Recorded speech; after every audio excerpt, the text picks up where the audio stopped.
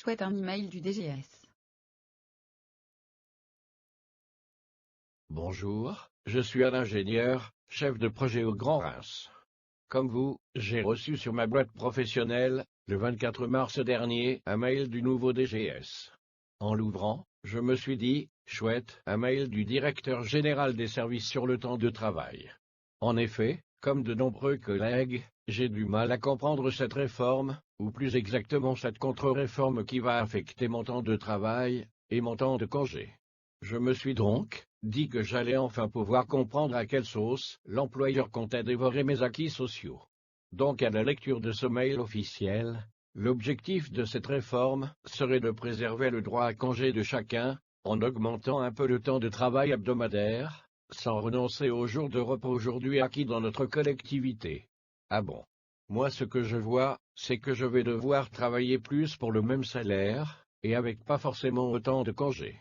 Mais qu'écrit-il encore notre nouveau directeur général des services?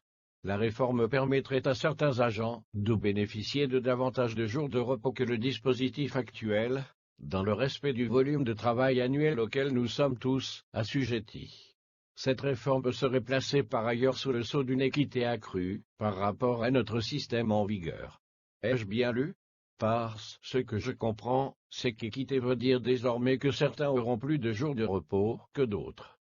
Ne serait-ce pas divisé pour mieux régner? Cet email managérial me ferait presque rire, mais le sujet est trop sérieux. C'est du temps de vie en moins pour nous tous. Poursuivons la lecture. Il est donc écrit qu'il n'est pas vrai que tous les métiers emportent le même niveau de contrainte pour la vie personnelle, amicale et familiale. Nos collègues qui travaillent de nuit, le week-end, en horaire décalé, ou en journée continue longue le savent bien, et ne bénéficient à ce jour d'aucune reconnaissance spécifique. Si je comprends bien, seuls certains agents verront leur pénibilité reconnue. Encore la division des personnels. Dans leur tour d'ivoire technocratique savent-ils que tout travail est pénible, même si certains le sont plus que d'autres? Pour conclure, l'employeur refuse la seule solution légale et socialement juste.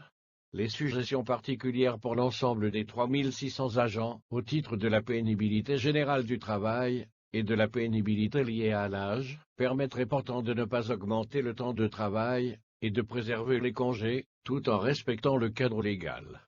Alors pourquoi ne pas faire ce choix?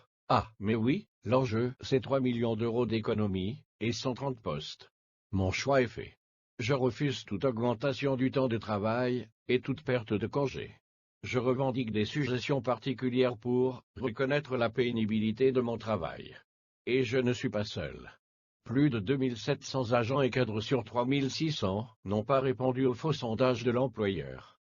1400 collègues ont signé la pétition de l'intersyndicale, qui regroupe tous les syndicats sauf un. L'employeur va-t-il prendre le risque d'être submergé par cette vague sociale?